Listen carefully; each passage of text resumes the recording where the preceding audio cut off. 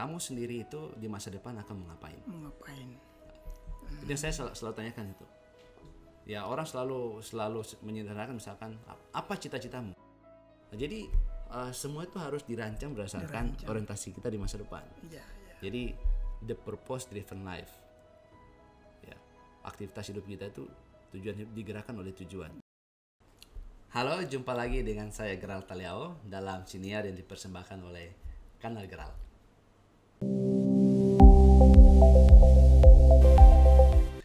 Baik, pada siniar kali ini kita akan membicarakan soal pendidikan.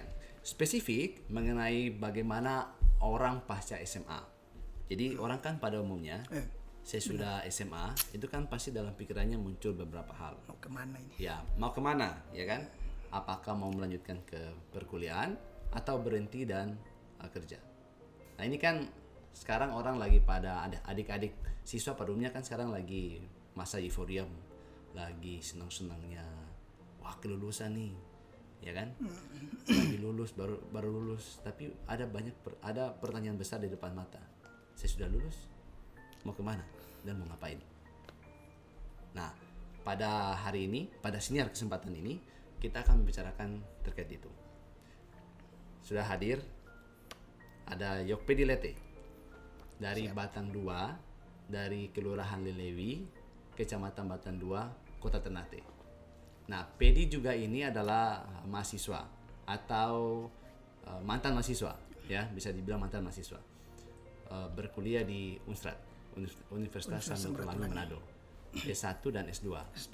Nah, sekarang lagi sedang memikirkan. Jadi sudah selesai S1, berpikir S2, ya kan? Jadi semua punya pergumulan yang sama sebenarnya. Sudah selesai SD, mau ke SMP, ya kan? SMP ini mau SMP yang mana? Sudah selesai SMP, Mau ke SMA. SMA, ini SMA yang mana? Sudah selesai SMA, dia mau lanjut kemana nih? Mau kuliah atau mau langsung kerja? Kan Pedi juga pasti mengalami kan? Sudah selesai SMA juga pasti dulu mengalami yang sama. Benar sekali. Pergumulan atau ada tanda tanya besar. Mau kemana? Mau kemana, ya kan? Nah terus sudah selesai S1 juga sama kan? Sama. Ini mau kerja atau mau lanjut studi S2? Ya kan? Artinya itu hal-hal yang biasa muncul dan menjadi pergumulan atau pikiran setiap kita. Nah kita mau berdiskusi dan mau membicarakan itu. Karena saya juga punya pengalaman, Yokpedi Lete juga punya pengalaman. Nah itu seperti apa yang nanti kita akan bincangkan. Dan kita berharap dari diskusi ini ada pelajaran penting atau pelajaran baik yang kita bisa share ke adik-adik atau teman-teman yang ada di luar sana. Baik, silakan Pedi. Ada pertanyaan apa yang mau dibawa untuk kita diskusi pada seminar kali ini? Ya. Oke, baik. Terima kasih Kak Geral. Pertama saya memang senang sekali bisa datang dan saya merasa terhormat diundang untuk hadir di podcastnya Kak Geral. Saya seniornya Kak Geral. Saya memang sekaligus penggiat, sekaligus saya juga mengikuti perkembangan bagaimana Kak Geral melakukan banyak selain advokasi, memberikan banyak pendidikan yang luar biasa terhadap itu memang tujuan dari Kanal Geral. Ya, memang luar biasa dan saya begitu terinspirasi. Makanya ketika diundang saya merasa bahwa ini suatu kehormatan yang besar. Saya bisa ada di tempat ini. Saya mewakili dari mana ya? Saya mewakili dari kelompok petani. Tapi mungkin bisa dibilang mewakili asosiasi anak-anak SMA yang baru lulus. Iya, kurang lebih gitu. Memang ada banyak problem sebenarnya sih Kak. Kalau saya dulu pernah merasakan juga problem. Ini pengalaman Pedi ya? Pengalaman yang juga setelah selesai kuliah, setelah selesai dari SMA, mau kemana? Bahkan itu satu problem memang yang paling mendasar sebenarnya. Ini rata-rata kita juga punya persoalan yang sama ya? Persoalan yang sama. Dan hampir semua rata-rata itu kita punya. Saya juga mengalami hal yang sama. Karena kan saya juga pernah mengalami fase-fase apa yang dialami oleh adik-adik saya hari ini ya, adik-adik kita di sana ya. Karena saya juga dulu SMP, SMA, SD, SMP, SMA, terus kuliah S1, S2 dan kemudian sekarang saya sedang menjalani studi S3 juga. Jadi itu pasti tidak lebih sama apa yang juga dirasakan oleh adik-adik yang ada di sana juga. Mungkin justru saya juga sudah pernah alami dulu. Bergumul atau memikirkan secara serius ya. Apa yang harus saya ambil, apa yang harus saya lakukan sesudah saya selesai SMA. Mungkin ada yang bekerja, atau mungkin ada yang mau lanjut studi. Dan kalau mau lanjut studi, mengambil jurusan apa? Jurusan apa? Nah, itu pertanyaan. Itu kan pertanyaan berikutnya lagi ya. Iya. Saya sudah selesai SMA, mau lanjut atau mau kerja? Mau kerja. Oke, saya memilih lanjut.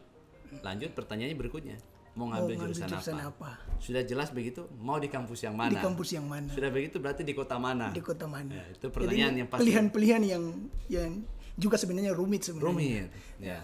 Membutuhkan sedikit refleksi atau kita harus punya wawasan juga yang cukup Ya, benar. untuk kita sebelum memutuskan ya. Itu. Karena memang ini awal dari penentuan masa depan kan, kita harus mau kemana setelah pasca SMA. Iya, benar. Jadi benar. mungkin Kak Geral bisa bagikan sedikit tuh, bisa jadi referensi untuk adik-adik kita di SMA. Ya. Mau memilih jurusan apa ketika pasca selesai dari SMA. Oke. Ya. Ya itu pasti dari pertanyaan semua orang ya. Bagi khususnya buat adik-adik yang sudah selesai SMA. Ya kalau misalkan ya kita bisa mulai. Kita bisa mulai itu jadi tidak langsung mau jurusan apa. Nah, kalau saya secara pribadi mendorong bahwa kalau kita mau kita sudah selesai SMA ya. Kita sudah selesai SMA.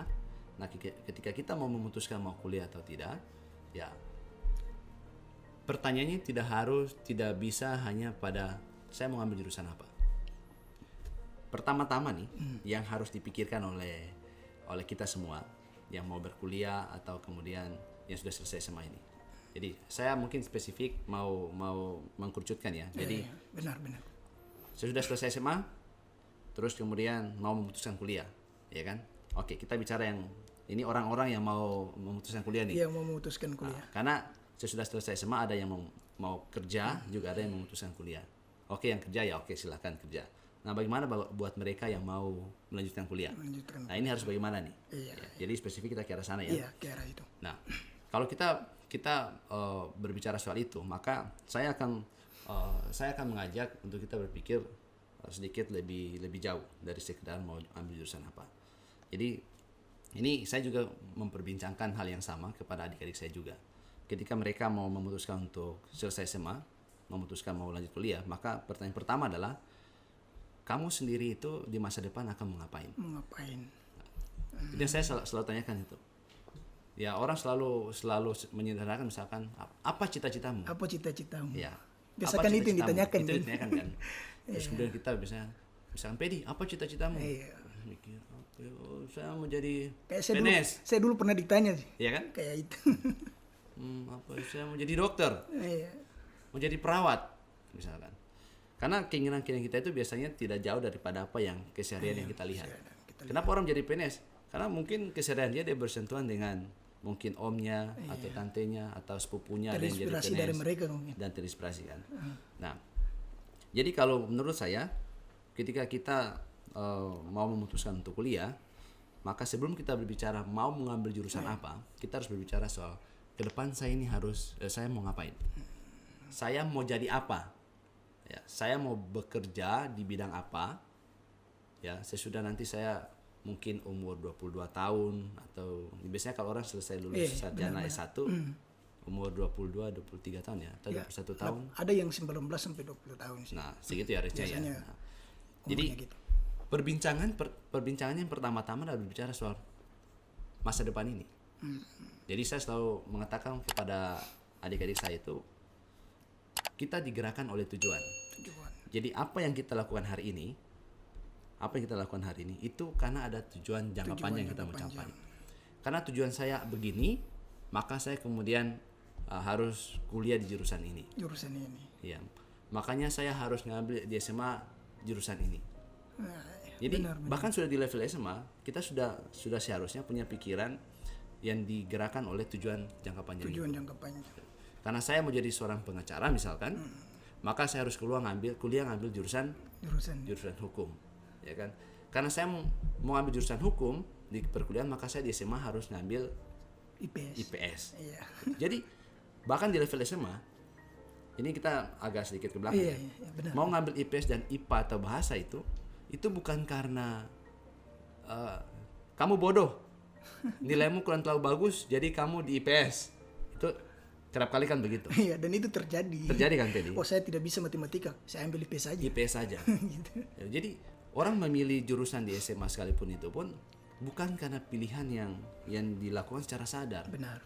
Misalnya, kayak tadi saya bilang, ya karena saya mau jadi advokat, maka saya ngambil jurusan hukum untuk berkuliah. Maka di SMA saya ngambil IPS. Karena saya mau menjadi seorang misalkan ahli membuat kapal. Misalkan ini pengalaman adik sepupu saya nih, membuat kapal. Maka saya harus ngambil kuliah teknik perkapalan. Berarti di SMA saya ngambil IPA, Ambil IPA. jurusan IPA. Benar. Nah, seharusnya di level SMA pun sudah berpikir seperti Sudah ini. harus diatur dari level SMA. Ah. Berarti dari level SMA itu atau dari level SMP untuk mengatur. Bahkan sebenarnya kalau berbicara cara berpikir semacam ini, itu seharusnya bahkan di level keluarga. Jadi terstrukturnya dari level keluarga. keluarga. Berarti orang tua dan keluarga punya Yes, punya tanggung jawab khusus sebenarnya untuk berpikir soal itu. benar. Karena pendidikan itu bukan urusan institusi pendidikan, Ya, benar.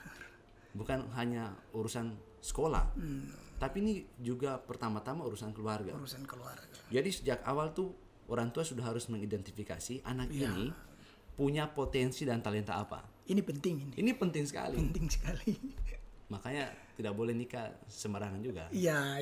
Harus Ini masukan yang luar biasa. ya kan, buat yang bujang-bujang yang hanya mau cepat-cepat nikah, hati-hati, membangun keluarga ini tidak gampang. Karena kau harus bertanggung jawab mendidik anak supaya anak ini bisa berkembang sesuai dengan potensinya. Karena dengan begitu, nanti waktu dia di SMP, waktu di tingkat SD balan, SD itu dia sudah dilatih, diajak untuk menumbuhkan potensi yang dia punya. Di SMP juga begitu, ditumbuhkan potensi yang dia punya. Di SMA dipersempit lagi ke jurusan-jurusan yang menumbuhkan potensi dia. Kuliah lebih mengerucut lagi, sehingga pada akhirnya selesai dia kuliah, dia akan masuk kepada bidang profesi dan dia akan menjadi berkualitas di sana. Berkualitas. Karena dia sejak awal tuh sudah diarahkan. Iya, benar. Cuma kan persoalan kita kan bahkan sampai di level kuliah pun sudah selesai kuliah 1 kita nggak tahu mau ngapain. Nggak tahu mau ngapain. Waduh, mau kemana Apa yang saya dapatkan selama kurang lebih 4 tahun. 4 tahun. Kuliah kan 4 tahun. Saya S1 pernah ya. mendapatkan ada teman juga seperti itu. Sudah selesai S1 masih belum jelas. SMA di IPS, Ah. ketika kuliah di pertanian. Jadi akhirnya Jadi bingung. jadi bingung. Apa Jadi yang kamu- dikembangkan di pertanian ini? Kamu jadi apa? Mau jadi jadinya? apa? Gitu. Jadi pertama-tama buat siapapun, buat kita, khususnya buat adik-adik yang mau melanjutkan studi ini, yang pertama-tama ini harus digumuli. Saya istilahkan digumuli, yang artinya lebih dari sekedar dipikirkan. Iya, betul. Jadi pergumulan ya, itu berarti dipikirkan, dirasa, didiskusikan, tukar pikiran dengan orang yang kita anggap mungkin lebih dewasa dari kita atau yang lebih punya pengalaman, gitu kan. Bertukar pikiran soal ini. Nah jadi tentukan nih di masa depan, imajinasikanlah saya di masa depan ini akan mau ngapain. Ya. Di umur-umur produktif kan dari umur 20-an sampai umur 50-an ya. Itu saya akan berprofesi sebagai apa? Saya akan habiskan waktu saya untuk mengerjakan apa? Nah, karena itulah yang nanti akan mendrive kita atau yang mengarahkan kita untuk kita akan ngambil jurusan apa. Jurusan apa? Nah, saya berikan contoh yang tadi. Saya menjadi advokat, saya menjadi seorang jaksa. Oke, berarti jurusan yang saya harus tuju apa? Iya, Ya kan? benar. Saya mau jadi seorang petani yang unggul di masa depan. Berarti saya harus ngambil jurusan apa? Iya. Jadi dari awal sudah harus Betul.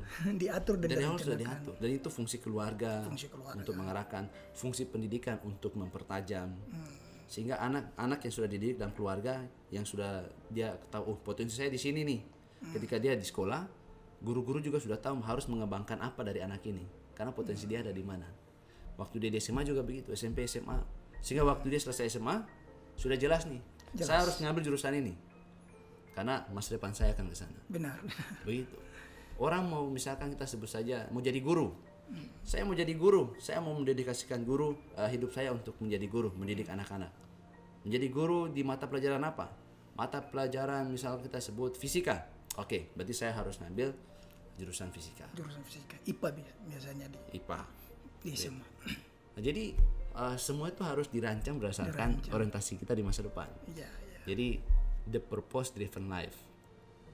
Ya, aktivitas hidup kita itu tujuan hidup digerakkan oleh tujuan.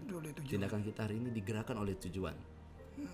Jadi terarah. Itu pertama-tama tuh. Iya, ini pesan paling Yang paling fundamental. Fundamental Sebelum kita memang. bicara jurusan A, jurusan Jurusan B, A. kampus A, Itu kampus urusan B, lain itu nanti. urusan berikutnya. berikut. Tapi yang pertama-tama tuh harus ke sana.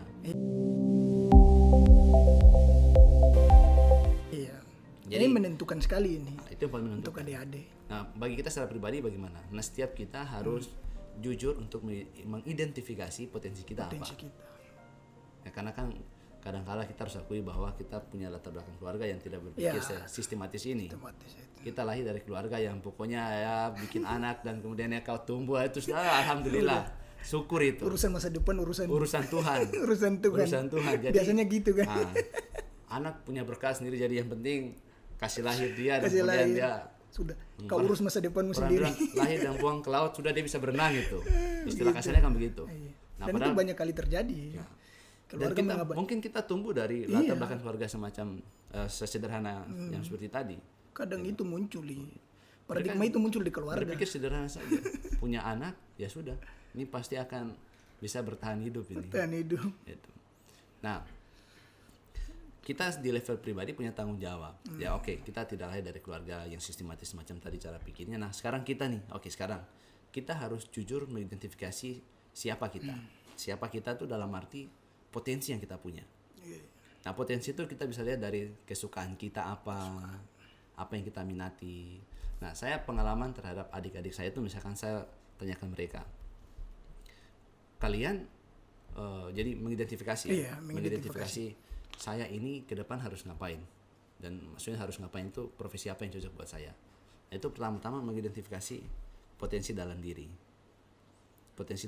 dan potensi dalam diri itu secara sederhana kita bisa lihat misalkan di SMA itu mata pelajaran apa yang kita minati, yang sangat kita sukai. Kita sukai.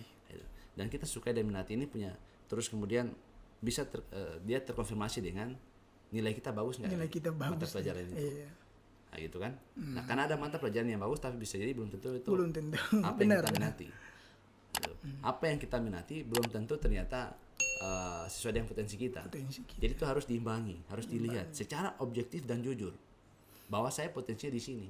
Cara melihatnya dari situ, cara melihatnya dari situ. Nilai rapot saya, mata pelajaran mana nih yang saya nilai bagus, Nilainya bagus. dan itu yang saya sukai. Iya. Nah, itu cara sederhana. Benar. Nah, baru dari situ kita kemudian ngerancang. Oke, berarti saya di masa depan saya mau mengerjakan ini nih, sesuai dengan potensi dan talenta yang saya punya. Betul. Nah, itu. Jadi tuliskan, saya mau jadi apa? Iya. Tanamkan. Nah, sudah selesai dengan itu, sudah jelas nih. Oh, saya mau jadi seorang advokat. Oh, saya mau jadi seorang ahli yang bikin kapal, misalkan. Saya mau jadi seorang ahli yang ngerancang obat, berarti farmasi. Oh, saya mau jadi orang yang ahli membaca fenomena alam secara keilmuan. Berarti saya masuk ke jurusan apa yang terkait dengan astronomi. Ya kan? Nah, itu jadi makanya harus punya banyak bacaan. Iya. Harus baca. Jadi profesi itu kan banyak sekali. Atau saya menjadi seorang editor video. Ya kan, profesi yang hari ini sangat sangat penting di dunia, di era digital semacam ini. Ya kan? Orang yang bisa edit video secara baik, atau kemudian saya menjadi seorang fotografer. Misalkan. Kebutuhan industri lah yang sekarang hari ini. Nah, atau saya menjadi seorang, kalau di Maluku Utara misalkan kita sebut, saya menjadi seorang ahli bidang perikanan. Pertanian, spesifik ahli kelapa atau ahli misalkan pertanian yang sifatnya tanaman bulanan, ya. Polikultura. Itu bisa itu. Jadi kita rancang dari sana. Atau saya menjadi seorang, karena tambang lagi banyak berkembang di Maluku Utara, mau pertambangan. Kuliah pertambangan. Iya. Atau ada yang jadi pilot, nyetir pesawat. Nah, ya sederhana ya, nyetir pesawat, atau seorang masinis. Banyak sebenarnya pilihannya. Profesi. Nah, profesi itu yang kemudian kalau kita sudah tentukan, baru akan menentukan jurusan apa yang kita ambil. Benar. Jadi ngambil jurusan bukan karena saya teman ada jurusan, ada kuliah di situ, jadi saya ikut di situ. Keterpaksaan. Jadi Kadang kerap kali begitu. Kerap kali. Kalau bukan karena keterpaksaan karena desakan dan Ikut-ikutan. tuntutan orang tua, kedua adalah ikut-ikutan. Karena saya satu bangku dia kuliah di situ, jadi saya juga masuk di situ. Saya ngambil jurusan itu. Begitu. Nah itu adalah keputusan-keputusan yang diambil secara tidak bertanggung jawab. Iya, benar. Yang disebut bertanggung jawab itu adalah seperti tadi. Iya. Saya mengambil jurusan ini karena saya mau jadi ini. Nah, itu Jadi deteksinya sebenarnya harus dari awal. dari awal, mulai dari keluarga, terus sekolah membantu untuk penajaman dan perdalam. Begitu. Pedi sendiri bagaimana pengalaman selama ini? Memang kalau saya secara pribadi memang pengalaman dari awal memang saya sudah PC-nya mau ke politik sebenarnya. Passion di bidang politik. Jadi semua itu bergantung. Kau mau ngambil jurusan apapun, kita mau ambil jurusan apapun. Jadi semua jurusan kan sama pentingnya dalam masyarakat. Tidak ada jurusan A lebih penting dari jurusan yang lain, atau tidak ada profesi A lebih mulia, lebih penting daripada profesi yang lain. Semua sama penting, semua sama mulianya jika dilakukan dengan orientasi yang jelas dan bertanggung jawab. Benar. Dia menjadi tidak mulia kalau profesi yang mau kita ambil itu dalam rangka untuk mencari keuntungan pribadi dan dalam konteks merugikan kepentingan orang lain gitu. Betul. Nah, ini menarik sebenarnya.